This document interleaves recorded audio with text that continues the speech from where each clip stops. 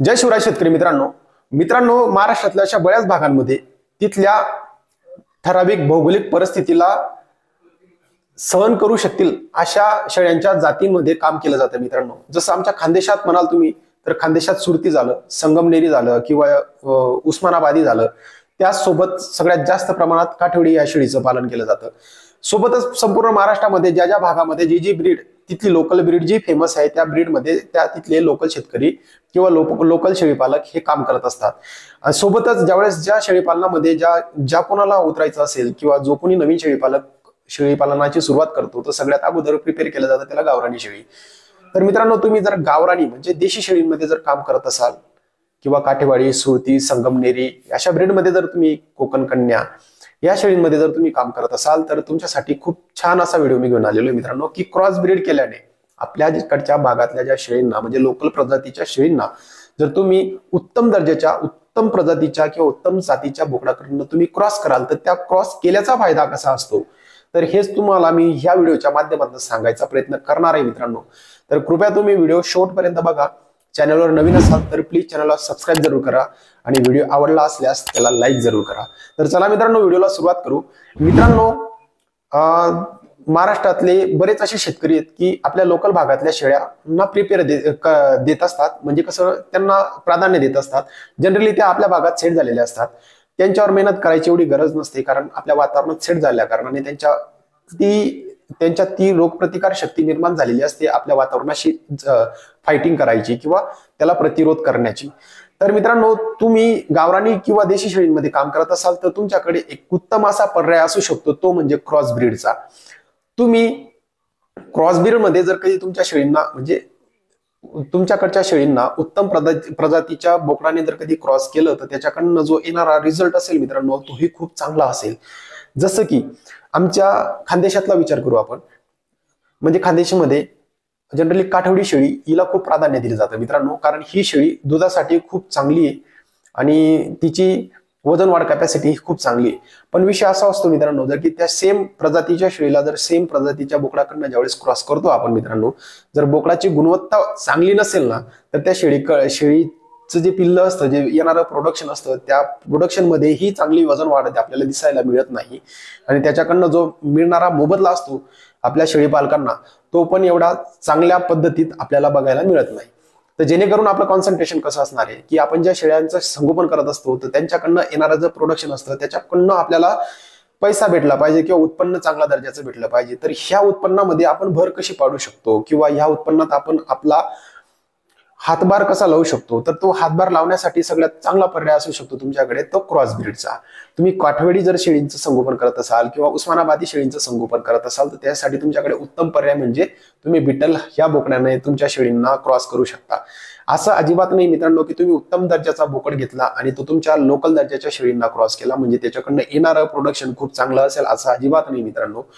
तुमच्या शेळ्याही त्याच गुणधर्माच्या असल्या पाहिजे जसा गुणधर्माचा बोकड असेल।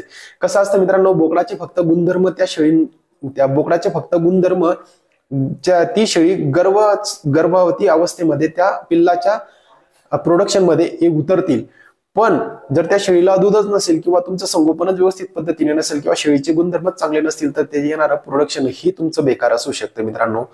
कारण बोकडाचं काम फक्त पिल्लाला जन्म देण्यापुरतंच, जन्माच्या नंतरचं काम त्याचं संगोपन, त्याला दूध पाजणं किंवा त्या बोकडाची सगळी पालन पोषण करणं त्या शेळीवर अवलंबून असतं मित्रांनो। तर तुमची शेळी उत्तम दर्जाची असली पाहिजे तरच त्याचा फायदा होईल। नंतर तुम्ही आफ्रिकन बोर ह्या बोकडाने सुद्धा तुम्ही शेळ्यांना क्रॉस करू शकता। असा विषय येतो मित्रांनो की काठेवाडी शेळी थोडी वजनाने उंचीने थोडी जास्त असते, जसे बिटलच्या खालोखालच ती शेळीची हाईट असते मित्रांनो। बऱ्याच अशा आपल्या घरगुती शेळ्या असतात किंवा काही शेळीपालकांचं व्यवस्थापन इतकं उत्तम दर्जाचं असतं, त्यांच्याकडच्या शेळ्याही खूप धडधाकड आणि मोठ्या असतात। तर आफ्रिकन बोर हा बोकड त्यांना क्रॉस होण्यासाठी खूप त्रास होत असतो किंवा लागण्यासाठी खूप प्रॉब्लेम येत असतात। तर मग तुम्ही तुमच्याकडे छोट्या शेळ्या असतील किंवा वजनाने उंचीने कमी असतील अशा शेळींना तुम्ही आफ्रिकन बोर या बोकडाने सुद्धा क्रॉस करू शकता मित्रांनो। आफ्रिकन बोर या जातीच्या बोकडाने तुम्ही शेळींना क्रॉस केल्याने त्याच्याकडनं येणारं प्रोडक्शन असतं किंवा त्या पिल्लांचं वजन वाढ असतं ना मित्रांनो ते खूप जबरदस्त असतं। सांगायचा हेतू एवढा होता मित्रांनो की जर तुम्ही या क्रॉस ब्रीड मध्ये काम केलं ओके, जर आफ्रिकन बोर किंवा बिटल ह्या बोकडांकडनं तुम्ही तुमच्या शेळींना जर कधी क्रॉस केलं, गावरानी शेळींना, जे गावरानी शेळीचं पिल्लू 6 महिन्यात 20 ते 25 किलो होतं, ते त्याऐवजी या बोकडा उत्कृष्ट दर्जाच्या बोकडांकडनं तुम्ही शेळींना क्रॉस केल्याने तेच तुमचं पिल्लू 3 महिन्यात 20 ते 25 किलोने जाणार. म्हणजे जे तुम्हाला 6 महिन्यात प्रोडक्शन भेटणार आहे किंवा उत्पन्न भेटणार आहे, ते त्याऐवजी तुम्हाला 3 महिन्यामध्येच तुमचा तो पैसा मोकळा होणार आहे मित्रांनो. तर तुम्ही, माझं एक आवर्जून सांगणं आहे मित्रांनो, की मी तुम्हाला हे ब्रीड सांगितले म्हणजे हे ब्रीड खूप कॉस्टली असतं, म्हणूनच तुम्ही हे ब्रीड घ्या असं अजिबातच नाही मित्रांनो. उत्तम दर्जाचा, उत्तम क्वालिटीचा, उत्तम गुणवत्तेचा बोकड तुम्ही तुमच्या शेळीपालना म्हणजे तुमच्या फार्मवर ठेवा मित्रांनो. त्याकडनं तुम्ही तुमच्या शेळ्यांना क्रॉस करा, त्याच्याकडनं भेटणारा मोबदलाही खूप चांगल्या पद्धतीने असेल मित्रांनो. मित्रांनो तुम्हाला अजून एक सांगतो, बरेच असे एक्झाम्पल आहेत, बरेच असे उदाहरण आहेत मित्रांनो माझ्या एरियामधले सुद्धा, माझ्या जवळच्या मित्रांचे सुद्धा. तर त्यांनी त्यांच्या गावरानी शेळींना ज्यावेळेस त्यांनी सुरुवात केली ती गावरानीपासून केली होती, आणि त्या गावरानी शेळींना उत्तम दर्जाच्या बोकडाकडनं ज्यावेळेस त्यांनी क्रॉस केलं, तर त्यावेळेस त्यांच्याकडनं जे आलेलं प्रोडक्शन इतकं जबरदस्त आहे मित्रांनो. अक्षरशः त्या मित्रांनी 6-6 लाखापर्यंतची बॅचेस काढल्यात मित्रांनो. म्हणजे आपल्या गावरानी शेळींकडनं जे बोकडांचं जे प्रोडक्शन आलं किंवा पिल्लांचं जे प्रोडक्शन आलं, त्यांच्याकडनं त्यांना वार्षिक उत्पन्न 6-6 लाखापर्यंत त्यांनी पिल्लांच्या बॅचेस विकल्या आहे मित्रांनो. कारण इतकी जबरदस्त म्हणजे प्रोडक्शन देण्याची क्षमता ह्या क्रॉस ब्रीड मध्ये असते मित्रांनो. तर मित्रांनो सांगायचा हेतू फक्त एवढाच होता की क्रॉसब्रीड केल्याने फायदा खूप जबरदस्त असतो मित्रांनो. आता मी माझ्या फार्मवर खूप चांगल्या प्रजातीचा मेल आलेला आहे मित्रांनो. जर तुम्हाला बिटल भेटत नसेल किंवा बोर भेटत नसेल, तुम्हाला तुमच्याकडे अवेलेबल जात असेल, प्रजाती असेल, त्या प्रजातीतला खूप उत्तम गुणवत्तेचा आणि उत्तम गुणधर्माचा बोकड तुम्ही तुमच्या फार्मवर आणा मित्रांनो, आणि तुमच्या गावरानी शेळींना क्रॉस करा. आणि क्रॉस करायच्या वेळेस एक लक्षात असू द्या मित्रांनो, तुमच्या फार्मवरच्या सगळ्या शेळींना हिटवर येऊ द्या अगोदर, जनरली सगळ्या शेळींना हिटवर येऊ द्या, नंतर त्यांना क्रॉस करा मित्रांनो. त्यासाठी तुम्हाला जर भाड्याने जरी बोकड आणता आला तरी आणा मित्रांनो. कारण एकाच महिन्याचा असा कालावधी ठेवायचा आणि एका महिन्याच्या कालावधीमध्येच तुम्ही तुमच्या शेळींना क्रॉस करायचं.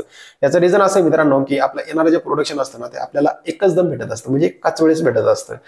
याचा फायदा असा असतो मित्रांनो, जी पिल्लांची बॅच आपल्या फार्मवर येते ना, ती एकाच वेळेस आल्या कारणाने आपला पैसाही एकाच वेळेस हा मोकळा होत असतो मित्रांनो. जेणेकरून जे इकट्ठा उत्पन्न येत असताना आपल्या शेळी पालनात, त्याचा आपल्या वैयक्तिक आयुष्यामध्ये खूप चांगला फायदा होत असतो मित्रांनो.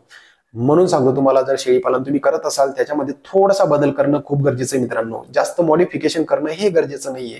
थोडा बदल तुम्ही जरी केला तरी तुमच्या व्यवसायात तुम्हाला खूप भरभराटीने उत्पन्न देण्याची क्षमता तो तुमचं मॅनेजमेंट ठरवू शकतं मित्रांनो. तर माझं आवर्जून तुम्हाला एवढंच सांगलं होतं मित्रांनो, तुम्ही जर शेळीपालन करत असाल त्याच्यात थोडा बदल करा. पारंपरिक पद्धतीने आतापर्यंत करून आलात तुम्ही, खूप झालं. आता फक्त थोडा बदल करा आणि आपल्या उत्पन्नात भर पाडा. हेच तुम्हाला सांगायचं माझं ह्या व्हिडिओच्या माध्यमातून प्रयत्न होता मित्रांनो. तुम्हाला व्हिडिओ कसा वाटला हे नक्की सांगा. चॅनलवर अजूनही नवीन असाल तुम्ही किंवा चॅनल तुम्ही अजून सबस्क्राईब केलं नसेल तर प्लीज चॅनलला सबस्क्राईब करा. तर आपण इथंच थांबू मित्रांनो. जय शिवराय.